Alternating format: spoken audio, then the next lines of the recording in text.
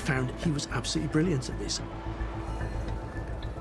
Between April and November 1932, Hitler conducted 4 airborne campaigns across Germany, reaching an incredible number of people, targeting rural Germany as well as the big cities.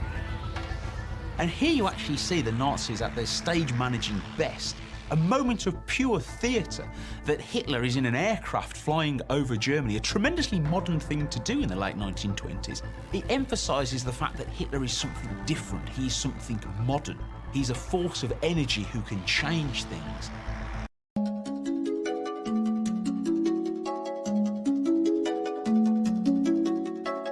Pakistan Tehreek Insaf के लिए जहाज की क्या अहमियत है।